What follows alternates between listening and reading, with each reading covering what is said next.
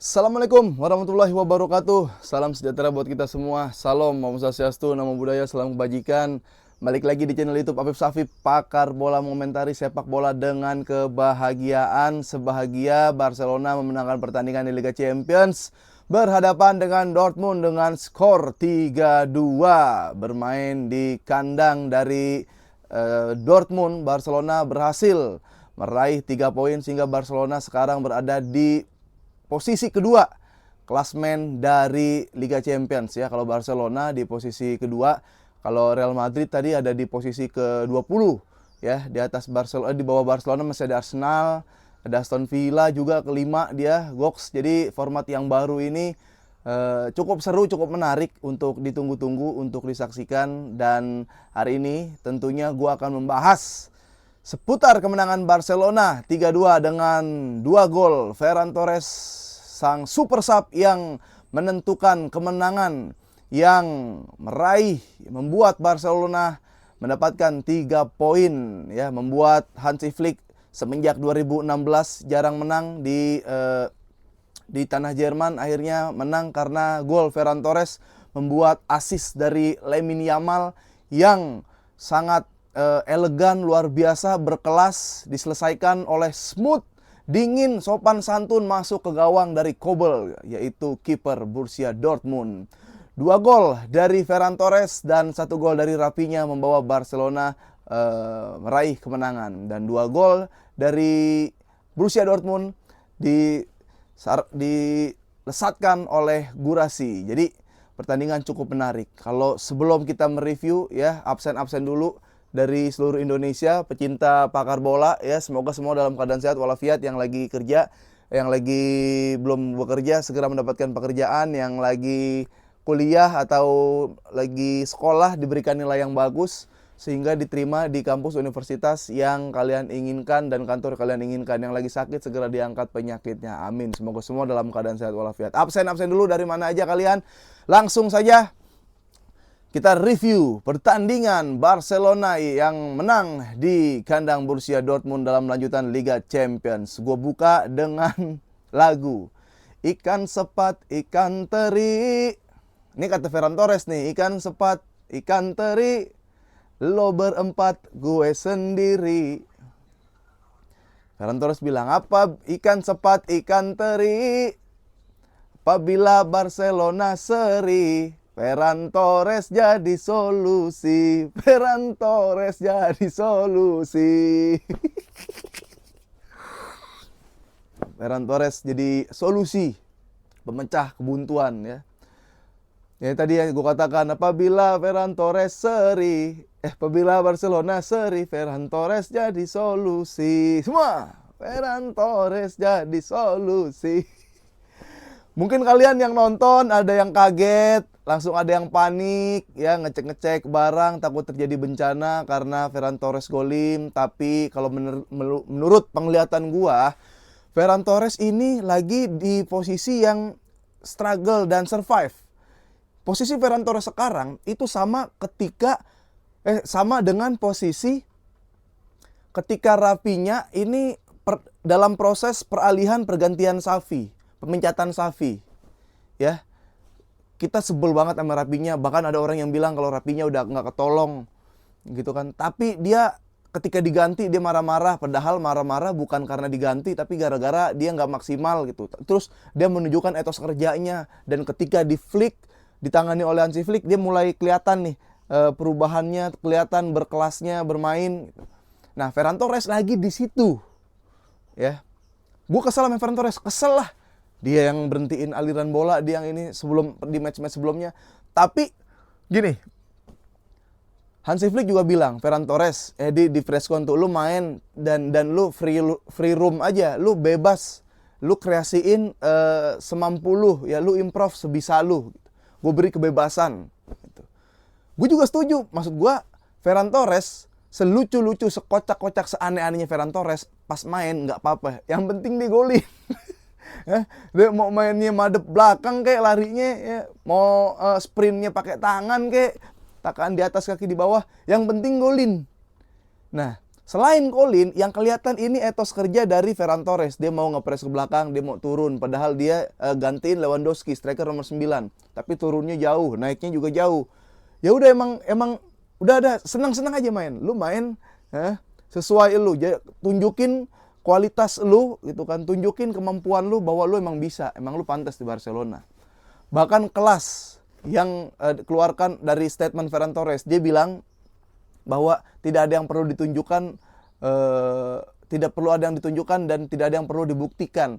Yang ada hanyalah saya main tiap menit per menit, tiap per match gitu, memberikan hasil yang terbaik. Kelas Bang Ferran, hiunya lagi tajam, giginya lagi pas banget ngerobek jala lawan. Ya biasanya hiunya tuh cuma menjadi hiu terdampar. Ya, aliran bola berhenti di situ. Jadi nanti lagi gue bahas Ferran Torres, mendingan kita bahas match terlebih dahulu. Oke? 3-2 skor. Ada Rapinya mencetak gol, lalu 1-0, 1 sama dari Gurisi melalui titik penalti. 2-1 Ferran Torres masuk, lalu 2 sama lewat Gurisi lagi. Ada kesalahan dari perangkap offside yang udah gue waspadain sebelumnya. Lalu Ferran Torres umpan dari Lamine Yamal dengan skor 3-2 menutup malam yang indah untuk Barcelona dan para penggemar Barcelona. Kita bahas dari lini per lini. 4-2-3-1 sama ya, Barcelona sama 4-2-3-1. Dortmund juga 4-2-3-1, tapi kita bahas Barcelona. Di bawah Mister ada Iñaki Peña. Ya, Barcelona ini terlalu banyak kebobolan melalui titik penalti. Ter Stegen udah 10 kebobolan dari titik penalti. Iñaki Peña udah 6 kebobolan dari titik penalti. Artinya apa? Artinya Barcelona sering banget melakukan pelanggaran di kotak penalti. Baik yang disengaja maupun yang tidak disengaja. Yang disengaja adalah memang kesalahan sendiri. Yang tidak disengaja adalah ya kecerdikan dari lawan. Nah, jadi di lini belakang Iñaki Peña ini dia banyak sebenarnya save krusial. Cuma sayangnya ketika dia melakukan save krusial, yang terjadi apa? Offside. Jadi nggak kehitung. Ya, save-nya nggak kehitung. Yang kehitung offside. Tapi sekalinya nggak offside, kebobolan. Ini yang bikin Iñaki Peña terlihat one shoot, one goal. Gue nggak mau menyalahkan Iñaki Peña. Karena apa? Karena setiap ada peluang dari lawan, setiap ada tekanan, serangan dari lawan, itu probabilitas untuk mencetak golnya, kemungkinan dari cetak golnya itu sangat besar. Karena biasanya 1 lawan 1. Karena biasanya lebih banyak lawan malah ya, 2 lawan 1.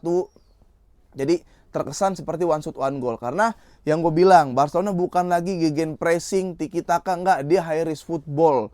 Dia kalau megang bola, ya dia menguasai bola sekuat-kuatnya sampai musuh nggak dapat bola. Tapi ketika bola direbut oleh lawan, Barcelona melakukan pressing atau merebut bola secepat-cepatnya dengan high defensive line. Ketika masuk garis tengah, Barcelona melakukan perangkap offset. Gimana nggak resiko? Ya, sebenarnya Hansi Flick kalau mau main pragmatis bisa aja. Ya, gampang banget. Lu ngelihat kan 3 golnya bahkan 3 gol Barcelona itu bola-bola lepas. Ya, bukan bola-bola build up kreasi. Berarti kan sebenarnya lu gampang. Tinggal lu tunggu setengah lapangan, lu main mid block, lu mau main low block, ya lu counter attack, bola kasih Lamine Yamal, bola kasih Rapinya, itu selesai. Tapi Hansi Flick tidak mengambil hal yang seperti itu, tidak bermain pragmatis, tidak mencari aman. Ya, dia lebih percaya kepada dirinya sendiri dan kepada anak-anaknya, sehingga menyaksikan, kita ini sebagai pecinta sepak bola menyaksikan pertandingan yang menarik. Ya, walaupun Hansi Flick juga nggak peduli ini pertandingan mau menarik apa enggak gitu. Yang penting pemain harus menerapkan apa yang gue instruksikan. Ya, tapi kita sebagai fans layar kaca nontonnya jadi seru. Makanya gue happy kayak anjir lah. Ini nggak ada yang defense. Dortmund juga mainnya nggak terlalu defense. Ya walaupun ketika Dortmund defense memang susah dibongkar. Gampang kan cara kasih aja bola ke Dortmund. Gue sering mengatakan bahwa kan bola nggak cuma nguasain bola, ada yang namanya bertahan. Ya, nggak megang bola, nggak menguasai bola tuh nggak apa-apa kok. Ya, asal ketika lu rebut Spartan, langsung serang, langsung gol. Kan golnya gitu semua tuh Barcelona tuh. Nah, di lini belakang ada Konde, ada Inigo Martinez, ada Kubarsi, ada Balde. Seperti biasa, Balde dengan kengacoannya membuat Rapinya jadi kelihatan jarang dapat bola. Rapinya kayak nggak ada komunikasi yang bagus antara back sayap dan flank penyerang kiri, nggak ada komunikasi yang bagus di situ. Balde ya untuk lari gue acungi jempol, kalau untuk passing gue acungi jari tengah. Ya, untuk Balde seperti itu. Tapi untuk pelengkap tim, karena cadangannya juga Gerard Martin, Hector Ford, takut masih aneh-aneh, takut masih gugup di Liga Champions, ya udahlah Bang Balde lah orangnya. Mau nggak mau itu. Nah, di lini tengah sebenarnya tampil cukup bagus. Inigo bagus, Kubarsi bagus, tapi 2 gol dari Borussia Dortmund ini adalah, kalau bisa gue bilang, yang pertama adalah ketidaksengajaan dari Kubarsi. Ya, ada Guresi di sana sebagai striker nomor 9. Ini adalah bentuk resiko dari high risk football yang gue bilang. Karena Kubarsi dia nempel bola dia nempel lawan, marking lawan bukan ada di belakang, bukan ada di zona pertahanan, tapi karena pengen memperangkap offside, dia justru ada di belakang lawan Guresi. Dia bukan ada di belakang area zona pertahanan, tapi dia ada di belakang Guresi. Jadi ketika bola diumpan dari kanan, tabrakan terjadi. Memang gue lihat ada dorongan tangan gitu. Cuma pun gue yakin kalau Kubarsi nggak sengaja atau Kubarsi nggak menggunakan tangan untuk mendorong, pakai badan, itu orang tetap jatuh dan wasit tetap nunjuk titik putih. Ya, jadi karena emang kalau lu lihat replaynya lagi, Kubarsi lagi meleng, tiba-tiba di belakangnya memang ada Guresi yang udah siap berhenti, kedorong lah Guresi, akhirnya jatuh, penalti. Pun kalau nggak kedorong, ketabrak pakai badan, itu masih potensi penalti. Jadi ini adalah resiko yang diambil dari lini belakang Barcelona. Itu gol pertamanya. Gol kedua, jujur, ini Kubarsi lagi. Ya, Kubarsi lebih memilih melakukan offside trap. Ya, karena mungkin memang pas bola atas itu nggak kejangkau. Bolanya nggak kejangkau, daripada dia ngejangkau bola, mending dia offside trap. Tapi sayang, offside trapnya gagal karena ternyata masih onside. Dan gol lagi di situ itu masih tetap kurang bukan kurang disiplinnya. Disiplin mah disiplin ya. Kurang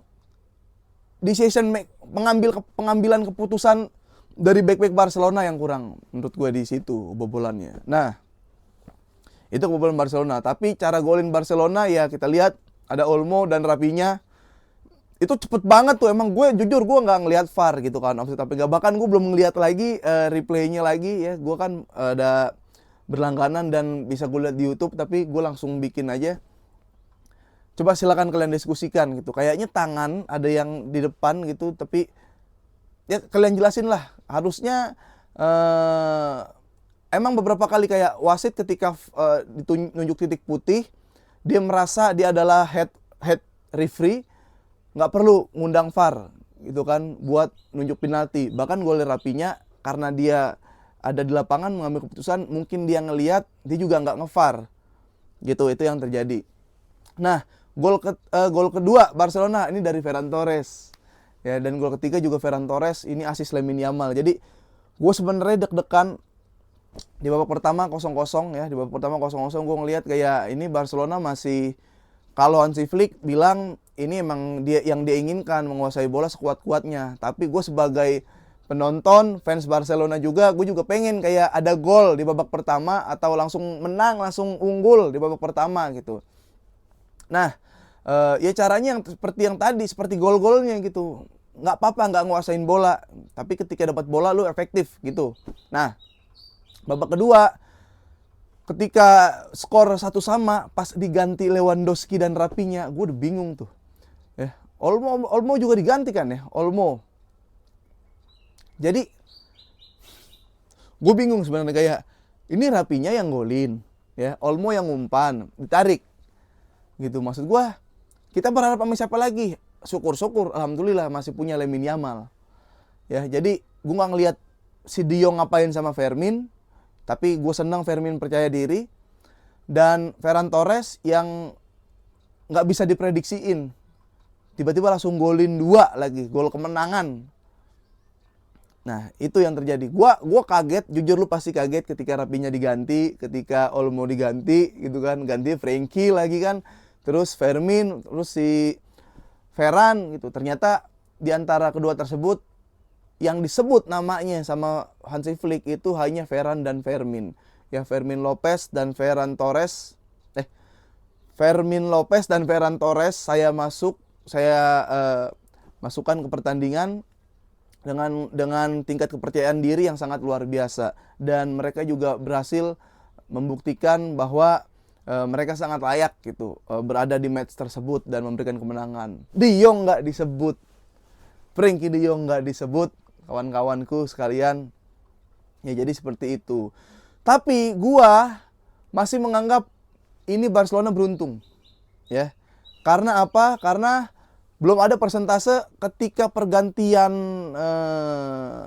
lagi genting itu Barcelona jadi menang. Kayak misalkan kemarin masih imbang lawan Betis, baru menang 1-0 lawan Betis, masuk Frenkie De Jong, akhirnya bisa jadi imbang 2-2 walaupun Ferran cetak gol, ya. Jadi gue udah sepakat sama diri gue sendiri, seaneh-anehnya Ferran, nggak jelasnya Ferran, yang penting lu cetak gol kagak apa-apa. Kayak gitu. Nah, gue masih menganggap ini keberuntungan karena secara pola belum terlihat. Ya, secara pola kayak pas De Jong masuk, De Jong ngapain tuh, fungsinya apa belum kelihatan. Ya, Fermin Lopez masuk, dia ngapain, apalagi main di flank kiri, belum terlihat. Ya, yang ada hanyalah bola dari Lamine Yamal, lucak-lucuk, umpan bagus gol dari Konde, umpan bagus gol. Ya, ada dari satu orang doang, belum kelihatan kayak pakemnya, kayak ngapain dulu kayak Pedro tiba-tiba masuk di akhir dia bisa golin, jadi catch playernya di situ Bojan tiba-tiba main, udah kelihatan polanya mau ganti siapanya, dan mereka udah tahu harus ngapain, sistemnya ada, sistem permainan di plan A-nya ada, tapi ketika sistem masuk lagi sebagai pergantian pemain, itunya juga harus ada dan kelihatan gitu. Itu sih maksud gua udah menaruh dan gue save lah ya di pikiran gue bahwa Hansi Flick ini kadang emang pergantiannya brutal. Bukan brutal aja, kayak kita nggak bisa nebak kok bisa Lewa yang diganti, kok bisa Olmo dan Rapinya yang diganti, padahal dia aktor-aktornya. Lewa oke lah diganti, nggak terlalu berbuat banyak gitu, cuma Rapinya, Olmo tuh kita harus siap, dan kita harus terbiasa, dan kita akan sering melihat pergantian-pergantian yang aneh, pergantian-pergantian yang nggak bisa kita prediksiin, ya. Tapi hasilnya juga nggak bisa diprediksiin, gitu. Kayak sikapnya seperti apa setiap ada pergantian nggak bisa kita tebak gitu. Yang penting kalau udah main Ferran Torres bisa golin. Karena Fermin Lopez, De Jong sebenarnya gue nggak tahu peran dan fungsinya apa ketika masuk lapangan.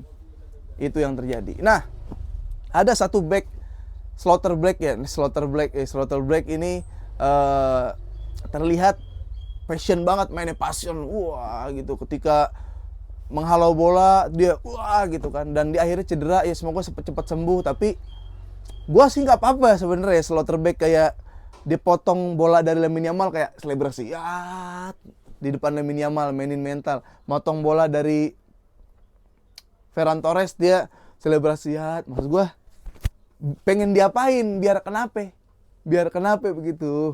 Maksud gua biar dibeli Madrid atau dilirik Hansi Flick, biar apa gitu. Biar dibilang, ih jago banget, gila Lamine Yamal nggak lewat-lewat, Ferran Torres nggak lewat-lewat, dan Lamine Yamal mentalnya jatuh pas lu gini-giniin. Ternyata Lamine Yamal di menit-menit akhir keliak-liuk kasih Ferran Torres gol. Itu yang terjadi, dan gue ngelihat defense dari Barcelona udah mulai kebentuk juga ketika unggul 3-2. Barcelona udah mulai kebentuk defense-nya, tapi Frenkie De Jong gue masih gak tahu ngapain dia. Dan kalau udah kebentuk defense-nya, harusnya Barcelona punya sikap, Barcelona punya plan B, plan C ketika unggul, tapi mau mempertahankan keunggulan. Itu aja sih ya. Itu aja yang terjadi ya. Preskon Ferran Torres kelas yang tadi gue bilang, dia nggak mau menunjukkan, membuktikan apapun, dia main menit demi menit aja buat Barcelona, dan gol tersebut didedikasikan untuk fans Barcelona yang datang jauh-jauh ke Borussia Dortmund. Keren Keren, Ferran Torres. Yang mau ngucapin selamat buat Ferran Torres. Atau lu yang bingung kok Ferran Torres bisa kayak gitu. Atau lu yang sepakat sama gua, main aja ngapain Ferran Torres. Lu mau lari pakai tangan kiri kek, lu mau nyundul pakai punggung belakang kek, yang penting golin itu nggak apa-apa. Karena gue ngelihat Ferran Torres sekarang berada di titik ketika Rapinya lagi survive pergantian Xavi ke Hansi Flick. Itu dia pengen nunjukin itu. Ferran Torres lagi nunjukin itu. Ya, gitu aja dari gua. Next match-nya adalah Barcelona berhadapan dengan Leganes. Setelah itu di tanggal berapa ya? 22 atau 24-nya Barcelona akan berhadapan dengan Atletico Madrid. Masih sangat seru, masih sangat dinanti-nanti, dan gue mengucapkan terima kasih sekali lagi Karbol Mania ya. Kalau lu nonton Pakar Bola ini bukan cuma lu dengerin gua, tapi lu berpendapat gua. Gua kasih pertanyaan aja buat jadi bahan diskusi. Ya. Bagaimana ketiga subs yang dilakukan oleh Hansi Flick antara Fermin, Ferran, dan Frenkie de Jong? Ya. Dan apalagi tadi diskusinya? Udah itu aja dulu. Gimana pergantian pemain dan gimana peluang Barcelona di Liga Champions. Oke, gitu aja dulu. Terima kasih yang udah nonton, like, komen, dan subscribe. Sampai jumpa dan sampai ketemu lagi di channel YouTube Afif Safif Pakar Bola, mengomentari sepak bola dengan kebahagiaan. Famos, salam kebahagiaan.